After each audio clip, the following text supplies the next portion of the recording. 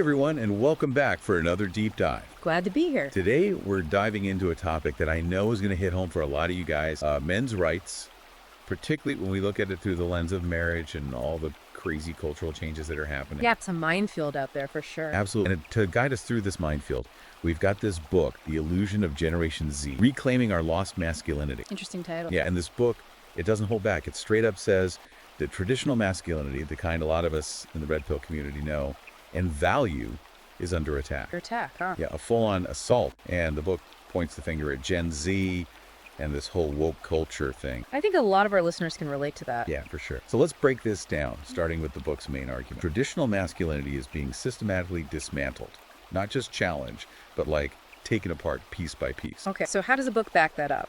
Well, they use some pretty interesting examples. Remember the first Iron Man movie? Tony Stark was like this total alpha male, right? Rash, unapologetic. Yeah, I remember that. But then you fast forward to Avengers, Endgame, and he's breaking down needing comfort, almost fragile. Huh, interesting. The author says this isn't just a random thing. It's like a sign of a bigger trend. Makes you wonder if even superheroes are allowed to be manly anymore. Right. And it's not just movies. This is happening everywhere. How we raise our sons, what's expected of men in relationships, even how masculinity is shown in ads. You know, that reminds me of something we talk about a lot in the Red Pill community, these covert contracts and relationships.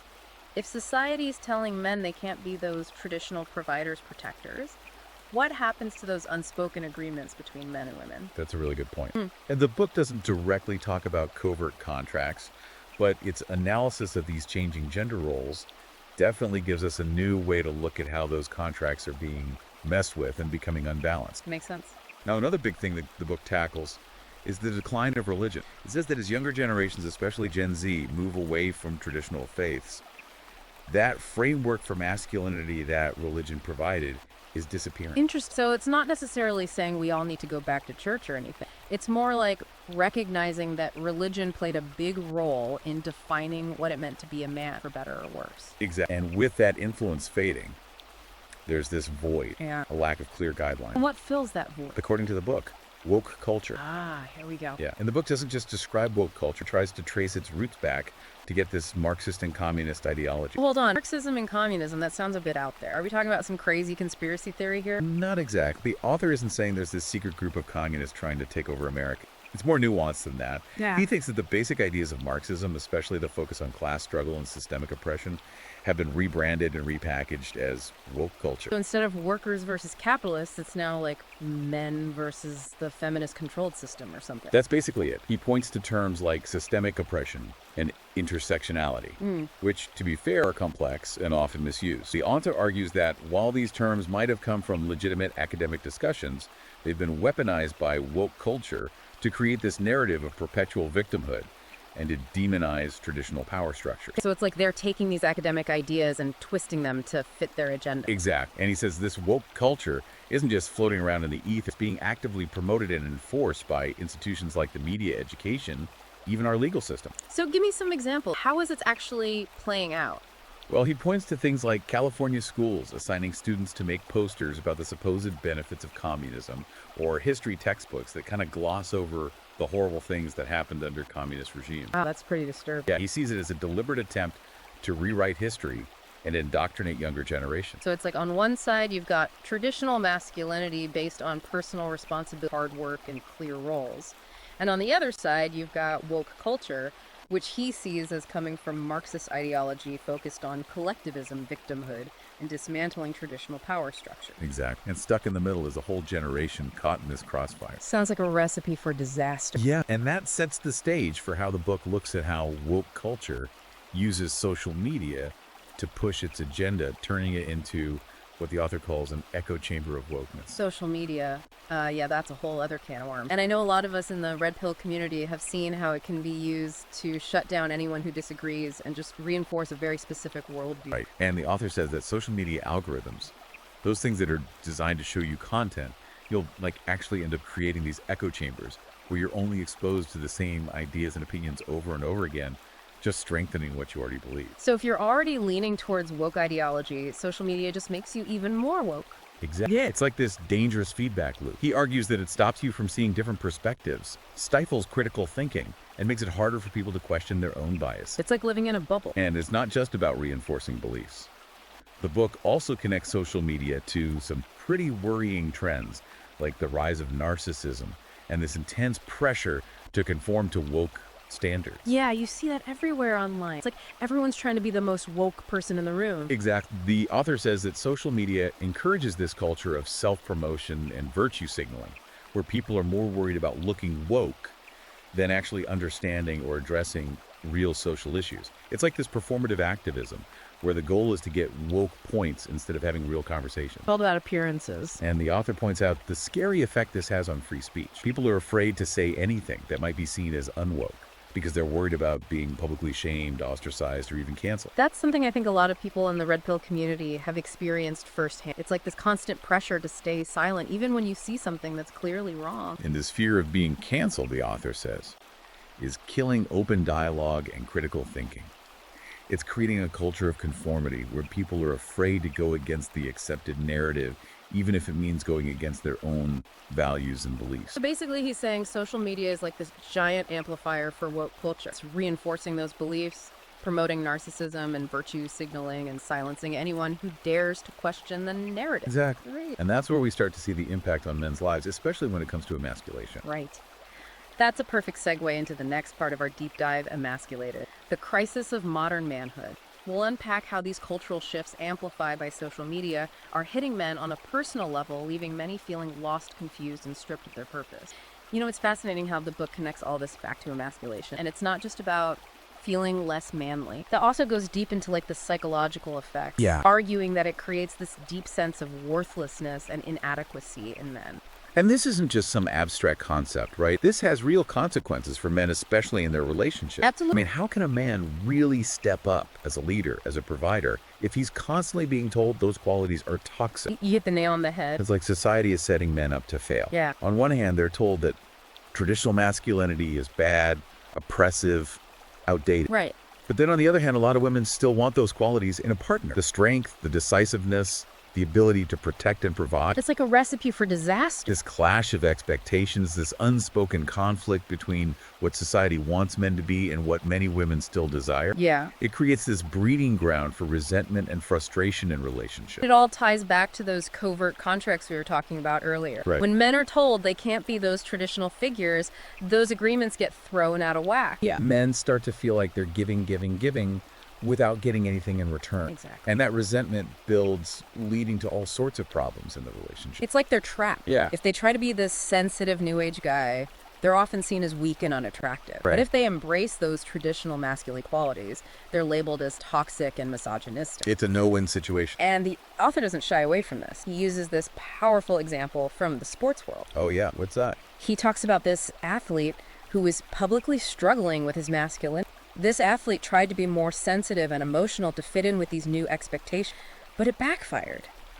He faced ridicule and criticism even from the people who were supposedly advocating for these changes. Well, so even those at the top of their game are struggling with it. Like a cautionary tale. Yeah. A reminder that even those who seem to embody traditional masculinity are having a hard time navigating this new landscape. It highlights the emotional toll this emasculation takes. It's not just about feeling a bit less manly. Right. It's about feeling lost, confused, and ultimately less valuable as a man. So we've laid out the problem. Traditional masculinity is under attack. Woke culture is everywhere, and men are feeling the effects. Yeah. But the book doesn't just leave us hanging, right? It offers some solutions, a path forward. Absolutely. For men who are feeling lost and disillusioned. The author doesn't just diagnose the problem, he prescribes some powerful antidotes. Okay, so what's the first step on this path to reclaiming masculinity? Well, he starts with personal responsibility. Yeah. He urges men to stop blaming outside forces for their problems and take ownership of their lives. It's that classic red pill idea, right? Yeah. Swallowing the red pill, waking up to reality, and taking control. It's about stepping out of the victim mentality and realizing you have the power to choose your responses, to shape your destiny no matter what challenges you face. For a lot of men, that starts with understanding those covert contracts that they've gotten into often without even realizing it, and renegotiating those agreements. That's huge. That's something that really resonates with our audience. Yeah. A lot of guys in the red pill community are waking up to these unspoken contracts in their relationships. Yeah. Realizing they've been playing by a set of rules they never agreed to. And the author's focus on personal responsibility gives them a way to address that. Right. It's about taking a hard look at the dynamics in your relationship, figuring out those unspoken agreements, and having those tough conversations to create a more balanced and fulfilling partnership. So personal responsibility is step one. What else does he suggest? Well, he puts a lot of emphasis on rediscovering those traditional masculine The values. ones we were talking about earlier. Things like strength, courage, stoicism, self-reliance. It's like going back to basics. In a way, yes. Rejecting the sensitive new age guy and embracing the strong silent type. But it's not about becoming some caricature of masculine. It's about finding that balance between strength and sensitivity, assertiveness and empathy. So not a caveman, but embodying those masculine traits in a way that's authentic and relevant today. Exactly. And the book gives some practical advice on how to do that. Like, It encourages men to focus on physical fitness, self-improvement, pursuing meaningful goals. it's that level up mentality Yeah. that's so big in the red pill community. Constantly striving to improve yourself physically, mentally, emotionally. He's saying that by investing in yourself, becoming the best version of yourself, you naturally exude confidence and attract respect. And that can change the dynamics in your relationship. Absolutely. Allowing you to show up in a more authentic and empowered way. It's about taking control of your life, your destiny, your masculinity, and not letting society tell you who you should be. And that leads into the author's next point, finding your purpose. Right. He says men need something bigger than themselves to strive for. A mission that gives their life meaning and direction. Exactly. Especially in today's world where traditional roles are blurred and society isn't giving men a clear path. It's like they're told to figure it out on their own, but without any guidance. That's why this idea of finding your purpose is so important. Yeah. He argues it's the antidote to emasculation. It's about figuring out what truly drives you, what makes you feel alive, and going after that with passion and dedication. So it's not about waiting for society to hand you a purpose. It's about taking ownership, creating a life that's meaningful and fulfilling. Exactly. And for a lot of men, this journey of self-discovery can be really empowering. It lets them step out of the shadow of societal expectations and define their own masculinity on their own terms. It's about reclaiming that sense of agency, that sense of control over their own lives. And that's why I think this book really resonates with the Red Pill community. Yeah, I can see that. It's offering a similar message of empowerment, self-reliance, taking control of your own destiny. So we've got personal responsibility, embracing those core masculine values, finding your purpose. That's a solid foundation. It is. But the author doesn't stop there. He goes into specific areas where these principles can be applied, Like what? like education, pop culture, even the way we raise our children. He really goes deep into how woke culture has infiltrated these institutions. Yeah. And he offers some pretty radical solutions for pushing back. And that's what we'll explore in the next part of our deep dive. Sounds good. We'll uncover the author's blueprint for combating this woke agenda and reclaiming these vital aspects of our lives. So we talked about personal responsibility, reclaiming those masculine values, finding your purpose. Yeah. But the author takes it a step further, right? He digs into how we can actually fight back against this woke agenda on a bigger scale. Right. Starting with something that I think hits home for a lot of us, how we raise the next generation. And he calls out this thing he calls the participation trophy syndrome. Yeah. This idea that we're so busy protecting kids from failure, from discomfort, that we're actually doing them a disservice. It's like we've gone overboard with the whole safe space mentality. Yeah. We're trying to create this perfect world for kids, free from any risk or hardship, But the author says this is making them weaker. less prepared for the real world. Exact. If you're always shielded from discomfort, you never learn how to cope. You never develop that grit, that resilience to overcome obstacles. And then when they finally do face challenges as adults, All apart. it's like we're setting them up for a rude awakening. Right. They go out into the world expecting everyone to be nice and to get rewarded just for showing up. And then reality hits them hard. And the author argues that this is especially bad for boys. He thinks boys need those challenges, those opportunities to test their limits, to push themselves to fail and learn from those failures. It's how they build those core masculine traits. Strength, courage, determination. So what's the alternative? What does he suggest we do differently? He says we need to go back to meritocracy. Okay. Ditch the participation trophy, stop rewarding mediocrity, and start teaching kids that success is earned, not given. It's about teaching them the value of hard work, perseverance, delayed gratification. And it's not just about winning or losing. No, it's about building character. Developing those inner qualities that will help them throughout their lives. Exactly. And he uses some really interesting examples to prove his point. Like what? He talks about Michael Jordan getting cut from his high school basketball team. Oh, yeah. And J.K. Rowling facing tons of rejections for her Harry Potter books. Wow. He's saying those setbacks, those failures were actually crucial to their success. It shows that adversity can make you stronger. It can forge those qualities of resilience and determination that you need to achieve achieve anything worthwhile. And it ties back to reclaiming masculinity. Right. It's about teaching boys that it's okay to struggle, it's okay to fail, as long as they learn from it and keep going. It's about giving them that sense of agency, that belief that they have the power to create their own destiny. Okay, so we need to rethink how we raise our kids, how we prepare them for the real world. But the author doesn't stop there. He also criticizes the education system, saying it's become a breeding ground for woke ideology. Yeah, he's particularly worried about what he sees as too much focus on social justice issues. Often at the expense of basic academic subjects. He says schools are spending more time indoctrinating kids with progressive ideologies than teaching them critical thinking skills or preparing them for jobs. He gives some pretty disturbing examples. Like those California schools teaching about the supposed benefits of communism. It's like they're trying to rewrite history to make these failed ideologies seem progressive and beneficial. And the author sees this as really dangerous. He says it's creating a generation of young people who can't think critically, who can't tell fact from fiction, and who are easily manipulated. It's like they're being trained to just accept whatever authority figures tell them. Their teachers,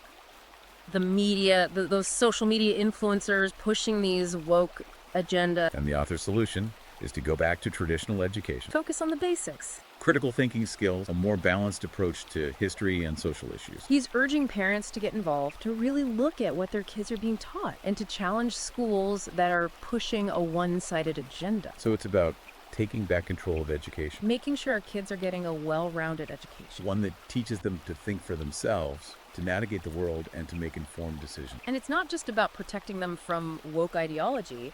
It's about giving them the tools to critically evaluate any ideology, any belief system, and to come to their own conclusion. Okay, so we've talked about raising kids and education.